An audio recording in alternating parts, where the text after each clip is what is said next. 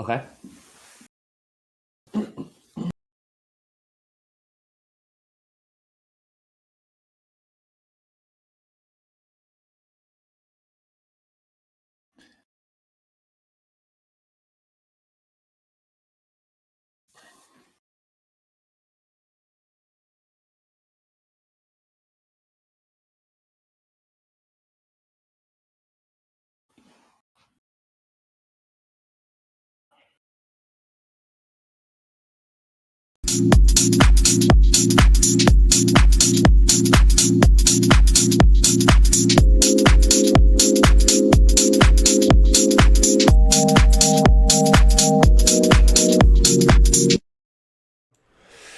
Hey guys, welcome to Weekly Weekender. Happy freaking Saturday. I hope all of you had a fantastic week. I'm so happy to be here with my main man, Mr. Lawrence Hamber.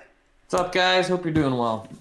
Yes, dude, it's been a kind of lackluster week for movie news, primarily because I'm assuming that's because of the holiday season. But we do have 10 fantastic topics I've curated. I hope you all enjoy. Me and Lawrence are really excited to talk about it, so before we dive into that, though, I just want to say happy holidays to everyone, and hope you have a great weekend.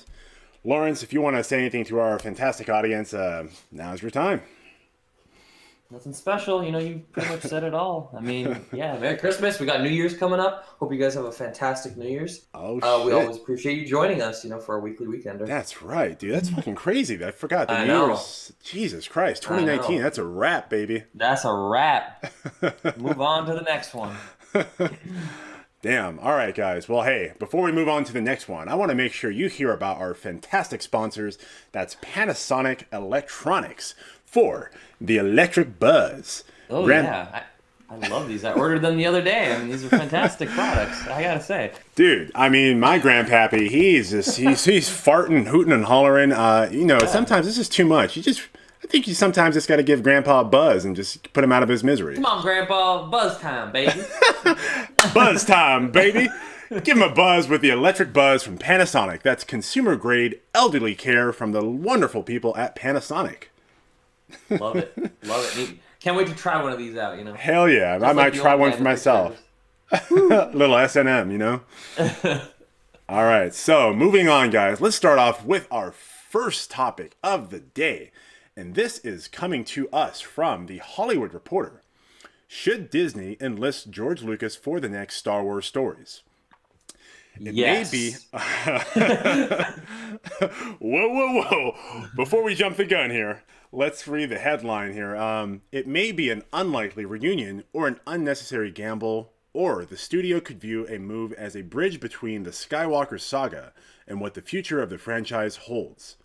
So basically, guys, what this article is detailing is the sale of Lucasfilm from, of course, George Lucas to Bob Iger on behalf of Disney at the cost of $4.5 billion. George Lucas sold his pride and joy to Disney, which he called white slavers. That's a whole other topic we can talk about later.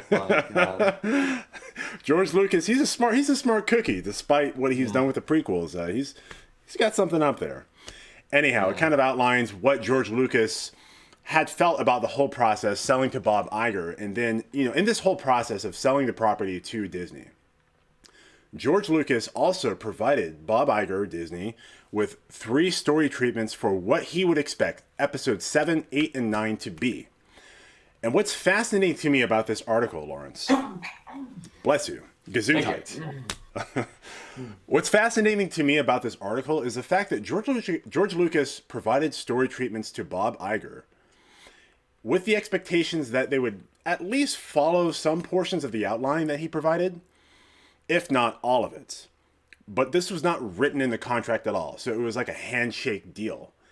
And naturally, when Bob Iger and Kathleen Kennedy, the president of Lucasfilm, told George Lucas what their story treatments were for 7, 8, and 9 episodes, he was furious, enraged, and just couldn't believe what was going on. And of course, the fan backlash for The Last Jedi or Rise of Skywalker or The Force Awakens is a story on its own.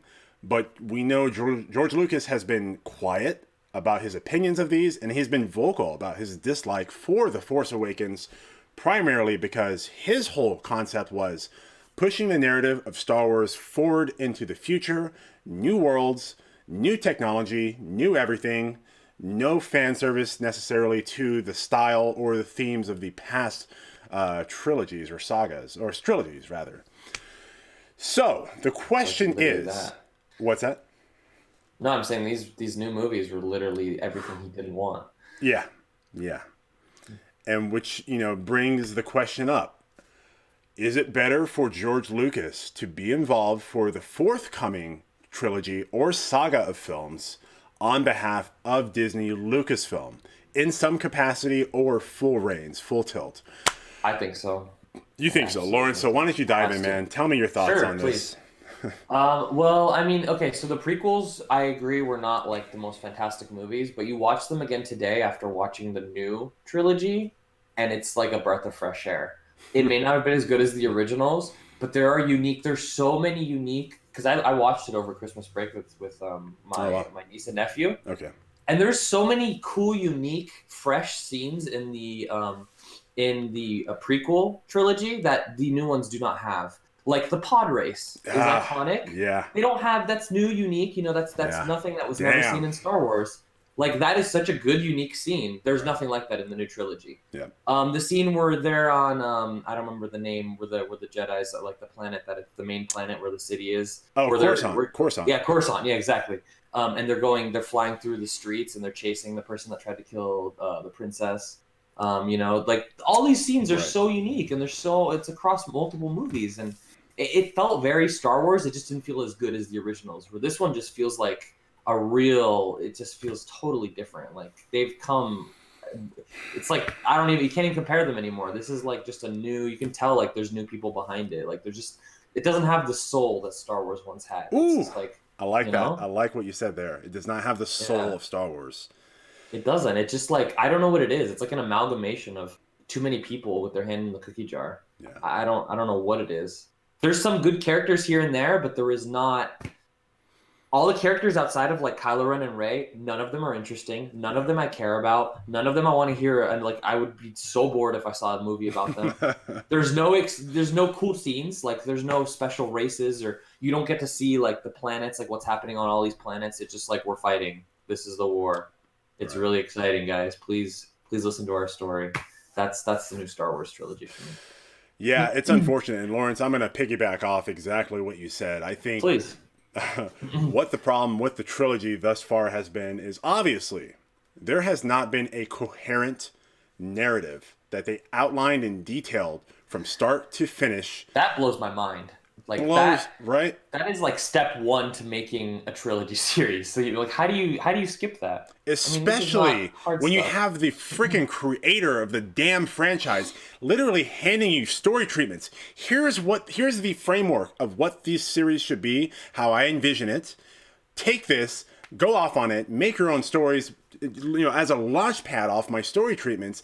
And Disney had the bravado and the ego and the hubris to say, nah, we ain't doing that. We're going to take this bad boy in our own direction, completely separate from what George Lucas wanted. And in addition to that, you have a wealth of back catalog stories, narratives, characters from the extended universe at your disposal, and Disney did nothing with those IPs. So it boggles my mind. That being said, I think we can all be in agreement that George Lucas is a fantastic world builder in terms of developing general concepts for what the stories should be. But in terms of the finer granular details of outlining what the actual narrative is, he fails miserably at that, as displayed in the prequels. But in terms of world building and just kind of setting up everything, I think, George Lucas definitely has his finger on the pulse. And naturally so. It's his franchise. It's his property. That's his baby. It's a baby, yeah. You got to use this guy while he's still alive. He's not going to be alive much longer. So, I'm in agreement with you, man. Absolutely. Yeah. I would really hope Disney does take some story treatments from Lucas or take some considerable amount of advice from him. The question now I want to ask you is whether or not you think Disney will actually do this. I don't know. It's hard to say. I feel like so at the same time, I feel like George Lucas's involvement would be fantastic. At the same time, I don't think them making a good Star Wars series requires him. No. I think they need to get their shit together, and I'm really glad to see that. I'm so awful with names, but you'll know exactly what I'm talking about. The guy that did all the Kevin Feige. I think Kevin he's Feige. part of Star Wars now. Yeah, I think he's part of Star Wars now. So I think as Thank long as you God. have people that are doing their shit, like and know what they're doing, Right. then it's gonna be fine. Like you don't need Lucas, but I think I would love to see it. I think Yeah. it'd be fantastic. I don't think it's gonna hurt the franchise. In some As long capacity, as you have people I that think. are collaborating, you have Kevin Feige, you have George Lucas. I think that's a recipe for success, honestly. I honestly, yeah, I agree. I think I mean, George. look at the Mandalorian. Sorry, I didn't mean to cut you off, but look at the Mandalorian. I mean, Yeah. that is a fantastic show. Yeah. I just finished watching it. We're gonna talk about it later. Oof. They did a great job with that first season, and it's in the Star Wars universe. And I'm watching this, and I'm like, why is this better than last Rise of Skywalker? Like, why? Why is this better? Please tell me. I've got so much to say about that. I know. Wow. Yeah, I won't even go there. But Yeah, I know. man, yeah. Okay. I know. We've That's been a on tough this. one to gloss over. Yeah. George Lucas, hire him, take his ideas, Yes. maybe neuter them a bit because he does get a little kind of he gets Sure. a little out of his. I don't think he scope. was as controlled as he should have been in the prequels. Oh, Although I do absolutely think not. the prequels have their good takeaways as well, and they still feel very Star Wars. For They sure. have the soul. Yeah. Yep. And I'll finish by saying that the original Han Solo was supposed to be an alien, and that was George Lucas's idea. So, fortunately, he had other producers and other peoples with their hands in the Yeah. pie, so to speak, to say. Can you imagine? Like tentacle arms. I mean, shit. Some people might have liked that. It might have been too early for its time, but Oh man. Jeez. oh man. All right. Before we move on to our next topic, guys, remember we are taking live questions. We're going to answer them on this live broadcast. You can do so by leaving your question in the chat box here or subscribing to us on this YouTube channel and either Instagram or Twitter. Our Instagram at MoviePOP Official and our Twitter at RealMoviePop. Leave your comments with the hashtag MoviePOP. So with that being said, let's move on to our next topic. And of course, this is coming to us from Deadline. Star Wars, Rise of Skywalker chasing Last Jedi with $76 million second weekend. Ooh, boy. It's crazy. That's got to be the highest grossing ship movie of all Damn. time. The highest grossing shit movie, dude. Absolutely. It's an action boy stinker, but that's another topic. Yeah, I mean it's weird. Star Wars is such a weird series, especially now that they're doing it like wrong. It's so weird to see because you realize how much of a fan base they have Yeah. that will watch the movies, including myself, that will watch the movies just even if they're bad, just because like I knew this one was probably not going to be that great, and I was high hopes, but Yeah. like do the shit right, dude. Like look at the people will show up no matter how garbage stuff is. At least give us that. It's true, dude. People will show up no matter how garbage it is. Yeah. Point in case, myself, I just went to see this freaking trash bag of a movie last night again for the second time for a $26 ticket at the Did it get better? AMC City Walk. And actually, it did get marginally better, and it's only because I wasn't so bombarded and like confused about like what the hell was going on because it's so quick paced and so many things are being thrown at you. It's a Yeah. two movie. It's like a 2 hour, 2.5. Oy vey. No surprise here, though, guys. It is Star Wars. It is a huge franchise. It's had a 42 or 44-year run since the original series, or the original film came out in 1977. It is on track. They say, based upon Friday's figures with a 26.2 million box office, a very good number, it is on track to possibly match or surpass The Last Jedi by Sunday. So despite it having a smaller box office open than Last Jedi, it is on path to meet or surpass it by I think it was Sunday. a better film, but Oh, there's a lot to hot unpack. take. Better film. Interesting. Guys, we're going to have a spoiler discussion. Me and Lawrence are going to Yeah. talk about that point specifically, among many others, in our video. Stay tuned to the end to get the link for that, though. Oi. Yeah. All right, Oi. so moving on to our next topic. Still, we are talking about Star Wars, The Rise of Skywalker. Oh no. Oh, I'm no. so scared to tread these Star Wars topics because I'm gonna go on a control me. This is going to take up the majority of the broadcast. Pull it back. This is coming to us from BBC News. BBC News, mate. BBC One, in fact. The rise of... Yeah, baby. Very shagadelic. Do you find me randy? Okay, all right. Enough with the British accent. Actually, a little bit more. The Rise of Skywalker. Disney cuts Star Wars same-sex kiss in Singapore. So, Lawrence, any thoughts on this particularly? Because I've got plenty to say about it. So I leave it to you, mate. They cut a Rise of Skywalker in Singapore. It's unbelievable. It's fucking metal, mate. It's metal. It's fucking metal. Yeah, I mean, that's come on, guys. Like, when you told me about this, I was like, which scene? And I remembered. I'm like, oh, yeah, that 2-second scene at the very end of the film. That was already it's not too even short. It's not even in the center. It's like in the background. It's like, come on, guys. Yeah. How are you just like? Do you guys like not even talk about farts because it's just too unacceptable? Come on, we're 2020 in a few days. Right. Come on, guys. We're not children anymore. We're not.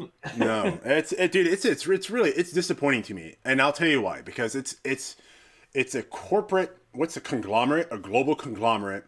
Being two-faced. Obviously, they're pandering to us here as a Western audience by having a fucking 3-second kiss scene that if you blink, you literally miss it. So already I'm like, dude, really? Like, come on, have some balls. Give me a full-on make-out session. And give me Finn and Poe making out. Make them gay. Like, give me that.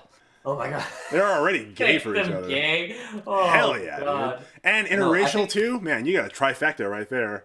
I mean, I think Finn was more interesting than Poe, but like I think those characters, like I said, the secondary characters were so boring that like that might have actually made their storyline more interesting.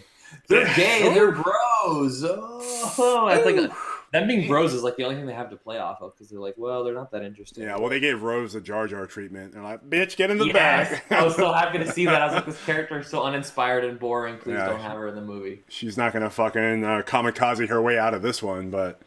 God, dude, it's interesting because now, obviously, Disney is pandering to the Western audiences, to our sensibilities. We're more progressive, we're more open-minded about these subjects. Naturally, Singapore is a more conservative society, so I understand that. Yeah. But in terms of social issues and having the fourth right, just, what's the word? Integrity. To push forward human rights in a freaking film. I'm not even asking you to, mandate that this country change their laws, but like just to broadcast, here we are as the Western society. Here's our values. Here's what we believe in.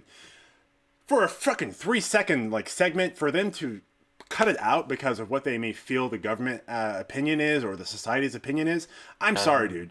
If you're making that calculation based off money, like, you need to stand on your values and just push forward. So, shame on you, Disney, for that. Like, money be damned. Honestly, you're making billions anyways. Do you really need a couple $100 more million from the box office or tens of millions from the box office from Singapore, whatever it may be? Ugh. Yeah, I don't know. That's hard. That's a hard thing to think about because obviously Disney should do the right thing. And it's like, do you really care that much about a little bit of money? But it's like, dude. Stand on your values, man. Over money, no. That's where I draw the line, dude. Draw the line there. And this is going to be a larger topic, too, when we get into our Hong Kong topic later in this episode. Oh, God, yeah. That's even worse. Yeah, I mean, it's just ridiculous that we live in a world like that. But, like, I don't know. It's tough because I don't want to say, like, oh, you need to push, like, how we are in the West, like on them. At the same time, it's like, it's just tough when it becomes outside of the States. Yeah. I'm not saying it's right, but like I understand how it's a complicated issue. It's not tough though, when you think about it, because what does it boil down to? Making more money. Oh yeah, of course. That's what it's about. Like, dude, Disney, they're going to be just fine. If Singapore government wants to cut... That's their company like Disney, like that is their goal to make money. Yeah, but at what point, like, do you make enough money? Of course, it's not right. Yeah, I know. Of course, it's not right. But to them, like, any way they can make more money, they're gonna do it. It's shameful, though. It's shameful. It is. Sorry, I totally agree. This is the contradiction of capitalism. Like, I understand that. I understand that perspective. You have to make money. You want to make your shareholders profitable. That's your legal not binary. The code of like being, giving money to your shareholders. Like you're legally obligated to do that. But that's within like the continental context. I don't know if that applies globally. And even if it does, to hell with it. To hell with it, dude. Like, sorry. Let the Singapore government do what they want to do. Let the audiences there vote with their dollars. That's fine. But we need to broadcast our values as a Western society, pure and simple. Yeah, for sure. All right. Enough politics there, guys. I'm going to cut this out real quick. I'm going to actually give it a buzz because our next sponsor is, of course, Panasonic. The lovely people at Panasonic, they are offering the Electric Buzz consumer-grade elderly care electric chair for Grandpappy. Is Grandpappy pissing you off? Maybe he didn't give you enough money this Christmas, $20. You know what? Fucking Pappy. Fucking Pappy. Goddamn Pep. Take your ass inside a little seat called the Electric Buzz. Electric Buzz, baby. Get on Amazon, you get 2-day shipping. You get it free. Oh shit, forgot about that. Yeah. Yeah. Oh, damn, we're gonna buzz them real quick. I need an express buzz. Dude, I mean, like, yeah. That old man smell, if you thought it was bad before, wait till you fucking fry Grandpa in the Electric Buzz. It's gonna be stinking up that house for years to come. Real elderly care, baby. All right, guys, with that being said, from our sponsors, let's move into our next topic. And this is coming to us again from the lovely people at the Hollywood Reporter. Lost in Space reboot is renewed for a season 2 on Netflix. And guess what? I'm assuming you probably haven't heard about this from Netflix themselves because they suck at marketing. I had to read this from a trade magazine. Ugh. Yeah, that's. I honestly forgot about that show. I was like, oh yeah, they rebooted it. Did you know about the reboot premiering season 2 before I told you? No, I did not know. I just knew it was season 1. Yeah, and I didn't know either from Netflix. I had to look at the trade magazines to find it out. Yeah. Netflix not so bueno. They're like, oh yeah, we have a platform. Right. Forgot about that. We have a platform, guys. Right. Man. So this is again coming from the Hollywood Reporter.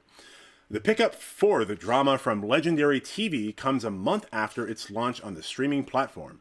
Netflix is returning to space. The streaming giant has handed out a second season renewal for its updated reboot of Lost in Space. The renewal for the drama from Legendary Television comes a month after the family-friendly series launched on Netflix. So yeah, again, guys, season 2 is out. I was actually pretty thoroughly impressed with season 1, at least for production value. Jesus Christ, this is like a Hollywood level budget film for a TV series. Fantastic acting, CGI, narrative, all of it great. Reinvention of this famous franchise. I had problems with it, but on the whole, I give it a solid 8.5 out of 10. I think it was a great effort. Lawrence, what are your feelings about this season 2 coming out? And are you going to watch it? I didn't even finish season 1. It was okay. I probably am not going to watch season 2. There's too many good shows out right now. Like what? The Mandalorian just ended, but The Witcher is amazing. Okay, The Witcher I have to watch. The Expanse. Yes, The Expanse. I can't wait for season 2 of The Boys. The Boys! And then... The Boys. I was going to say Stranger Things, but there's probably going to be another season of that for a while. You mean Stranger Kids? Stranger Kids, yeah. Stranger Children. Those are all great shows, and, it depends on if I have a gap where there's no shows I'm watching, I'll probably just watch movies. I'm surprised, dude, because I know we're both sci-fi geeks, so... I love sci-fi, but this one, the first season, I was like, it's okay. It was okay. I'm bored. I'm bored now. I'm really bored now. Did you like the 1999 William Hurt version with Gary Oldman? Yes, I actually did. Dude, me too. And it has Ross Geller in it too. Who's that? It's the guy from Friends. Oh, dude. Oh, Ross. Okay, yeah, that's his character name, but the actor Matt LeBlanc. No, yeah, you're right. I couldn't remember his name. Yeah, classic '90s, right? Like, let's so '90s. Shoehorn some Matt LeBlanc in there. I know. All very iconic actors of that era. Yeah. I did really like that movie though. I thought it was really cool. Me too. Yeah. And I was expecting. That's why I watched this. I was like, oh, I really like the movie. I'll check this show out. And now I'm like, it's okay. Yeah. Really, honestly, not much happened in the show that was very interesting in season 1. Yeah, I could see that for sure. But I didn't finish it. I think I'm a few episodes away from the end, so maybe it turns. The Expanse season 1 was okay for me, but yeah, man, that show really pulls me in Yeah. Like, The Expanse is good. I just appreciate it's not a CGI shit fest and, pew, Yeah, pew, it's really pew, not. pew, pew, pew. Like, it's definitely Yeah. like, let's think. Let's be true to science as close as we can. I saw a couple episodes of The Witcher yesterday. That is a great show that we need to jump on. Man. But yeah, Jeez. I will not take any more of your time. Go ahead. All right, guys, let's move on to our next topic here. It's coming to us again from The Hollywood Reporter. DreamWorks screwed up with with why the cult classic Galaxy Quest wasn't a bigger hit. See, I love this movie. Woo! Such a good movie. Right? Dude. I know, and it was like an okay movie when it came out. I'm like, I like this movie a lot. Like, I watched it over the years, and I'm loved it a lot, dude. Honestly, this movie made me cry. I'm not even exaggerating. Like, if you haven't seen this movie, guys, I'm not going to spoil the ending actually for you, even though it's 20 years past due. But the ending scene, it just hit me in the feels. It's just a feel-good movie. Feel-good movie, yeah, it is. It's got a very good, like, I love the the personalities of the cast. They mesh very well. So well. Very nice mix. Yeah. And I mean, we have an ensemble cast. You've got Tim Allen, Sigourney Weaver, at the time unknown Sam Rockwell. Who's the other guy? Alan. Oh God, he played Snape. How can I forget this guy's name? Yeah, he's. I know. I'm so bad with names. Do not look at me. Don't look at me. Oh God, I didn't even know. Snape actor. Hey Google, who is this actor for Snape? Professor Severus Snape was played by Alan Rickman, Benedict Clark, and Alec Hopkins. All right, shut up. Thank you. Oh. Thank you, bitch. Shut the fuck up. Sorry, I'm not sure how to help with that, but I'm learning more every day. Yeah, whatever. All right. So, yeah, Alan Rickman, man. Fantastic actor. Yeah. The late Alan Rickman. And it's a shame that they didn't get to make a Galaxy Quest 2, which was in pre-production, or at least in talks to be produced. Of course, with his passing, makes it a little difficult to do so. I know.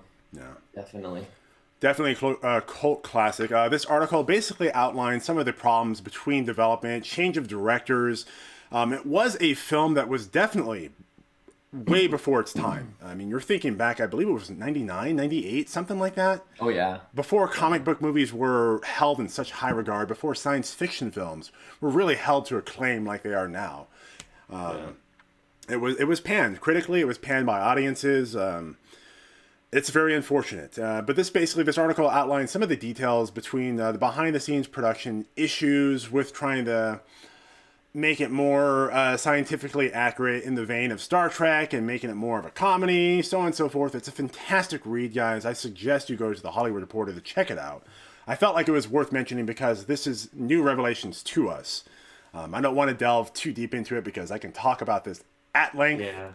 You're such a Trekkie too, so I'm sure this is definitely way up your alley. Right. I would love to see what a movie like this would do, how it would do if it was released today. I think it'd do very well. Yeah, honestly. Likewise. I totally feel you. Yeah, especially now we're in such a sci-fi era. I feel like when it was released, sci-fi was not that big. Right. It was after Star Wars.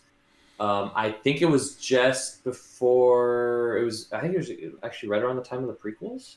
Yeah, right around the time of the prequels. We had The Matrix in '99. I think we had what's that movie with Lawrence Fishburne? With the black hole. Oh God, Event Horizon. Oh, right, yeah. Deep Impact, Armageddon. Right. So we're kind of getting the snowball rolling for sci-fi films, but it was more disaster now it's like porn. Star Wars. We just had the Star years. We've had the Star Trek reboots. Star Wars is, has the new trilogy. I feel like, I don't know. I feel like serious sci-fi is. It's tough to say. It's always it has like an ebb and flow. Sci-fi will be like really popular and then it'll like go down, and then it'll be really popular again, and then it'll like it's dead for a few years. Yeah. We even have the Alien prequels right now. I mean, I know we're kind of in a... Yeah, those are dead in the water, right, unfortunately, because Prometheus and Alien Resurgence, Revenge, Resurrection, whatever the fuck, kind of bombed. Alien Covenant? Yeah, there it is, yes. Resurgence. Same shit. Resurrection, Reunion. Whatever. Okay. All right, guys. Well, with that, let's move on to our... Sorry, I was just going to say, do you think they're making the third one? There's supposed to be a third one in that. As far as I know, production is dead in the water just because of the box office returns. Yeah. Ridley Scott, I know he wants to. He has the story treatments for it. I would love to see it, but Audiences aren't biting. It's too bad. Yeah. Well, anyhow, we got a couple more minutes left here. I want to keep it short and concise, so let's move on to our next topic. We're going to get real political up in this bee, because the Hollywood Reporter is reporting once again, Hong Kong protesters boycott Ip Man 4 for Donnie Yen and producers Pro-Beijing stance. Dude, stop doing this. Dude, all these actors that are like, oh, I support China. Ugh. I have to. Ugh. Dude, stop. You're ruining your fucking movies and shit. Ugh. God, I almost fucking vomited on myself. Fucking the Mulan chick did it first, and like I watched the Mulan. Did she really? I'm like, wow, she did the same. Oh God, I might have to boycott Mulan. I know a lot of people are saying they're going to. Oh, I saw it and I was like, wow, I'm really excited for Mulan, but now I don't know if I watch this film. Dude, like, the main actress being like, oh, I support China. Oh, fuck that. No, China. Sorry. Excuse my language, but no, definitely not. I am a war in causing like World War III. The very least we can do as Western consumers in a global economy is not see a frickin' movie by people who support the communist totalitarian government of China that is literally harvesting organs of practitioners of Falun Gong, which is a spiritual practice. What they're doing with the Hong Kong protesters right now, gassing them, beating them, millions of protesters out in the streets, all they're asking for is for them to maintain their sovereignty and their rights, which ironically they had under the rule of British Empire, for free speech. That's it. China says, oh, you know what? You're part of one China now. Your rights expire in 2048 or 2047, I believe. And then you're going to come under the fold of the communist dictatorship that is China. Oh, no. No. At the very least, guys, as Americans, as proponents of Western democracy, the least we can do is say, you know what? I'm not going to see this film. I'm not going to support people who are pro-China, or anti-free speech, anti-Western values. Absolutely not. I can forego that. Absolutely no problem. Lawrence, your thoughts on that, bro? I can rant on all day about this. No, I mean, I'm right there with you. Like, I see all this stuff happening, and I'm like, just stop, dude. Just like, disgusting. It's not going to, though. It's gonna keep happening, and it's always been this way. I mean, you know, Hong Kong and even Taiwan, they're like, that's the reason they're there, is they're trying to get away from fucking China. And right. China's like, nope, you're coming on back. It's like, they're just, it worries me, honestly, because China starts there, and then like, who knows where they're gonna stop, you know? Right. And they're kind of getting away with it right now. Yeah, they're getting away absolutely. with what they're doing. You know, like, because I'm not surprised really, because like nobody wants to get involved with that shit. That's a mess over there, and it sucks for Hong Kong, really. Right.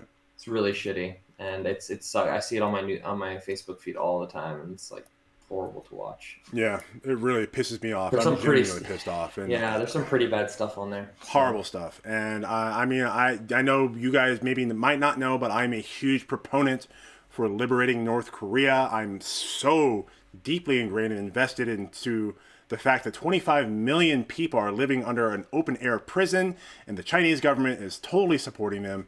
Not a fan of that at all. So, you know, naturally, we can't go into any kind of physical engagement with them unless they literally are on the precipice of threatening with nuclear war or some sort of military action against us, just to maintain peace in some level. I get that. But at the very least, we can not support them by watching freaking movies supported by, you know, people who are in favor of this government. It's disgusting. Yeah. Well, one last point.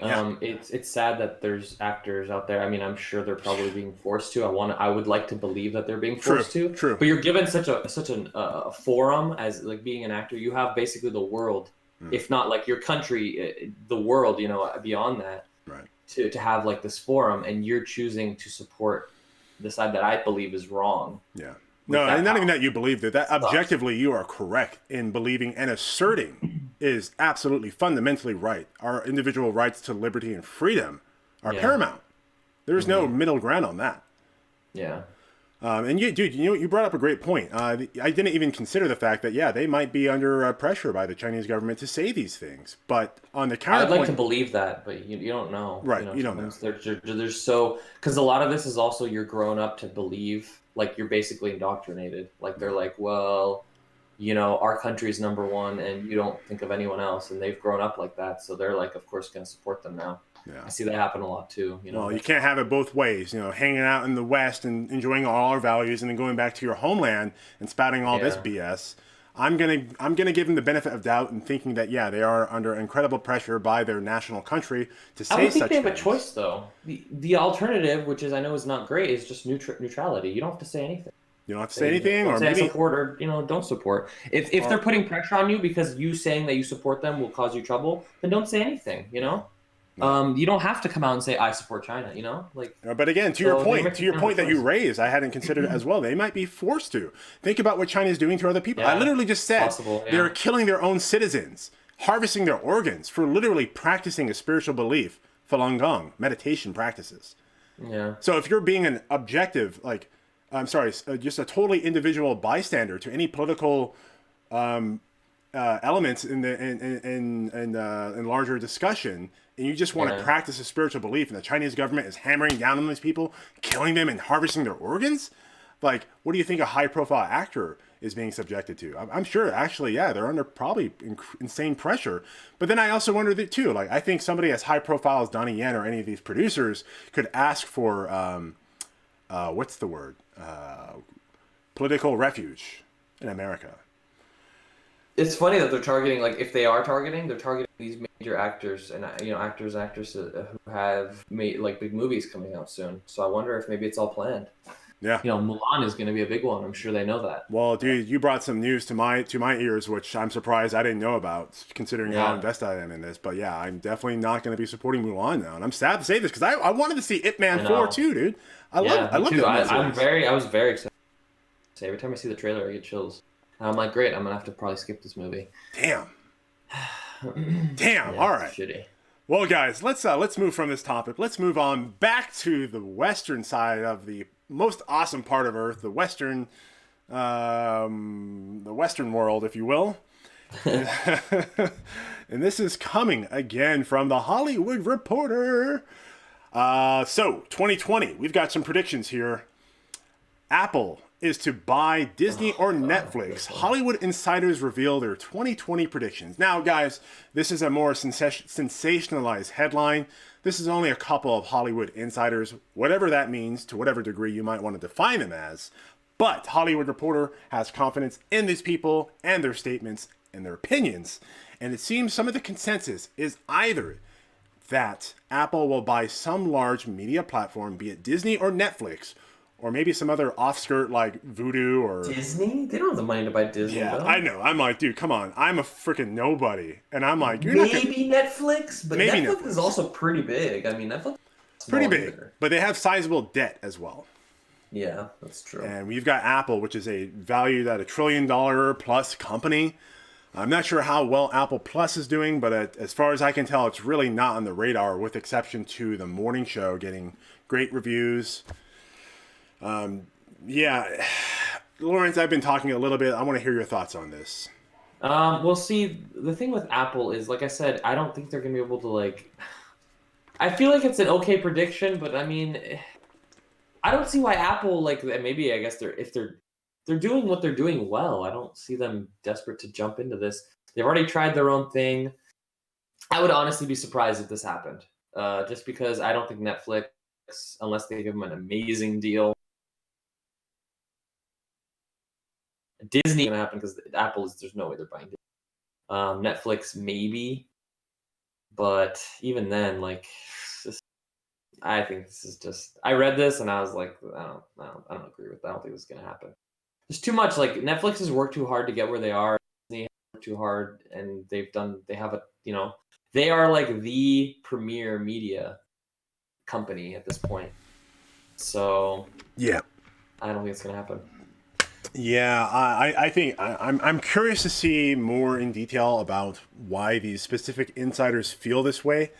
Yeah. Just from my general, gut feeling, I don't see this happening. Netflix, despite the large debt load that they are holding currently. I see them buying maybe somebody smaller. Netflix buying someone smaller? No. I see Apple buying someone maybe smaller, less known. Yeah. Maybe collaborating with...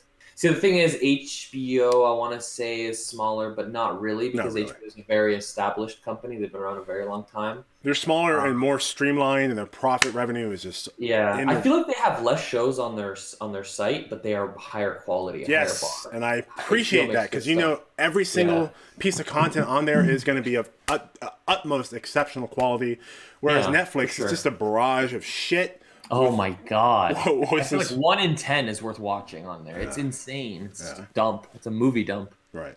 That's a whole nother discussion, but yeah. And let's play a little devil's advocate here, Lawrence. Let's assume that Netflix does, in fact, have the capacity to buy either Disney, and I don't know what they mean by Disney. Do they mean Disney like Walt Disney Studios in whole, or Disney Plus, the subsidiary? It has to be Disney Plus. It has to be. They can't buy Disney. There's no way. They probably have more money than them. Yeah, I'm not exactly sure about the valuation of Disney versus but even Apple. then, why would Disney Plus sell their brand new platform? They would never. They would never. I mean, even if Disney was just flat broke and literally licensing out all their IP, that you're talking about nearly 100 years of intellectual property. There is no way in hell they're going to hand off. Oh, here, have Snow White. Oh yeah, have Mulan or whatever, Tron. Like, no problem. We need the money. No, that is ingrained in society. That has value throughout the decades, if not centuries of our future upcoming. There's no way Disney is going to sell off anything at all. So that's bunk BS. But Netflix, let's go with that. I think that would be probably the more probable one. If that did happen, what would your thoughts on that be? On what? Sorry, you cut off there a second. Oh no, if Apple were to buy Netflix in this imaginary scenario, that will never happen. What were your feelings on that? I don't know. It's hard to say. Like, I'm hoping it would affect Netflix in a positive way. I don't have that much experience like with Apple's media. Like, they don't have any platforms like that at least that I use. So it's like, if they own Netflix, I feel like it might be Netflix. Like we said earlier, they have a lot of garbage. I'm hoping if they were owned by Apple, it might help them. Yeah, a higher standard. Yeah, I mean, change is always good. I feel like change is always a positive thing. So that's why, I think Disney Plus is fine. They have good stuff on there. I think they're going to continue to try and release good stuff. Right. The platform, I think, is really good. But Netflix, I think, could use some work, and maybe Apple is what they need. So that's, if anything, I can see the Apple Netflix thing. But even then, I don't think it's not likely. So. Okay. All right, man. Well, hey, I got your thoughts on that. I think you guys can kind of infer what my opinion about that might be. I'm not too enthused about it. I don't like conglomerates consolidating studios. Especially helps a lot. I'm especially concerned about Disney, as we all know, most recently purchased 20th Century Fox, which is why they own Star Wars, essentially. Avatar, everything under the Fox umbrella. They've totally cut what Fox's original timetable was for releases for 2020 moving forward. I'd say down to a tenth of what it was originally supposed to be. Now, this might be a good thing, because it could be streamlined and more quality content only, less fluff. Let's hope that's the case. But it does raise concern that, you might have a kind of a homogenized, less independent studio under the wing of Disney. I really appreciate 20th Century Fox. But that's all I want to say about that, because I want to wrap this up within the next 4 to 5 minutes tops. Leave us at 40 minutes for this episode. Briefly, let's talk about our sponsor for this episode. That's Panasonic with the Electric Buzz. Grandpa's giving you Electric Buzz. Buzz that bad boy into the next century moving forward. All right, guys. Next century, poor guy. I'm going to be really quick on this one. The Tenet Prologue. This is actually setting up a time-bending story. Guys, if you haven't heard about this, I had the fortunate pleasure of going to AMC City Walk Hollywood Studios in Universal City to see Christopher Nolan's 6-minute prologue of Tenet, which premiered before the IMAX screening of Rise of Skywalker. And god damn, it was good. Holy shit. Everything I've seen so far is like, what is happening? Dude, you've seen the trailer. I've seen the prologue. Uninterrupted 6 minutes. My God. I mean, it was obviously they're holding back on what the juicy parts are, but damned if I wasn't impressed by what I was seeing. And I cared more for the characters that I had no context or idea of who they were in those 6 minutes than I did for anybody I saw in Skywalker after that. So of course. Okay. Let's move on to our last 3 topics here. This is coming to us from Deadline, the fat bastard himself. If Fat Bastard was real, from Austin Powers, Goldmember 3. LA District Attorney officially is investigating 8 Harvey Weinstein cases. So Me Too, you've got to win. And just decent people in general. We've got this bastard. He's on the ropes. So any brief thoughts on that, Lawrence? I'd have to say I'm just glad to see it's happening, honestly. Don't really have much to say, but it's just, Enjoy getting butt fucked in jail, bruh.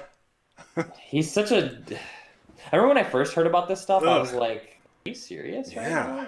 Bro. Like, that shit was disgusting. And I'm glad he's at least... I honestly didn't think anything would come of this, so it's good to see that at least they're looking into it, and, you know, he might actually get what he deserves. Yeah. Because, you know, these rich people, they're always like, oh, just throw money at the problem. Right. So, yeah. Boom. Done. Boom, Peace baby. out, Harvey. Next topic, guys. Coming to us from the lovely people at Variety. Ryan Reynolds says Deadpool 3 is in the works officially at Marvel. Hell yeah. Hell yeah. Really quick thoughts for myself, guys. Concerned about this because... Wait, were the others directed? Was it by Marvel? Was it under Marvel's umbrella? Marvel Studios co-financed, co-produced with Fox. Because this is the rated R right, films. and now it's owned by Fox. Yeah. And now it's owned by Fox, which is now owned by Disney. So how does this fit into the MCU with it being a rated R film? Do you think it's going to? It's going to be. Bob Iger has himself confirmed that anything under the umbrella of Fox will remain as such, especially Deadpool 3. But now we also know with most recent news that Deadpool is going to be tied into the MCU. So how that's going to work, I don't know. But I think we're safe to say it's going to be rated R under Fox. Good to go. Lawrence. Nice. That's fucking awesome. I always wanted this to happen. I was like, I'm so cool as like his own standalone character. Yeah. Now he's actually part of it, and he, you know, I feel like, you know how Ant-Man kind of served as the comic relief of the MCU? I feel like now Deadpool is going to be that. Mm-hmm. He's going to be the new, if they have him in the event movies, you know, I don't know if they will, but that's awesome to see. That's really awesome to see. Boom, that's some hot news for you guys. Let's close out this bad boy weekly weekender. Everybody finally did him with justice. With our last topic. It's on a somber note, but we'll kick it back up before we end here. This is coming to us from the people at Variety. Radio legend Don Imus dies at 79, so all you nappy-headed hair hoes out there can rejoice because the evil white man is dead. The evil white man. Oh my god. Do you remember that controversy, what he said? No, what was it? Wow, I think it was probably about 10 years ago. Some women's NBA basketball players were playing on Don Imus was doing some commentary in the vein of comedy, as he does as usual, and he's not a racist at all. But he did, I guess, I can understand. He made the unfortunate joking comment about like, oh, these nappy hair-headed hoes, blah, blah, blah, blah, blah. Yeah.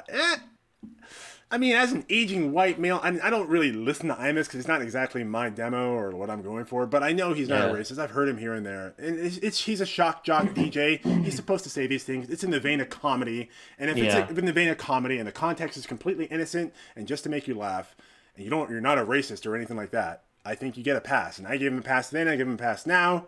Yeah. Your thoughts, but... Anyways, he's dead. 79. It's still sad. He's dead. He said some racist shit. He's dead now. It's okay. Yeah. That cracker dead. All right, let's close this bad boy out here, guys. Weekly Weekender. We're here every Saturday at 11:30 a.m. We're taking your live questions on Twitter at Real MoviePop, on Instagram at MoviePop Official, and of course in our live chat. So all you have to do is subscribe to our YouTube channel and to either social media platform. Not professionally. What's the word? Preferably both. Leave your comment on our social media with the hashtag. Yeah, the hashtag. The hashtag, baby. The hashtag. We'd love to hear from you guys for some questions. We bring them up on air.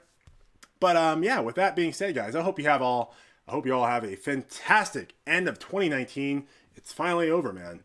And come February in 2020, me and Lawrence will be celebrating our 1-year anniversary for a MoviePOP. Can you believe it? 1 year. 1 year.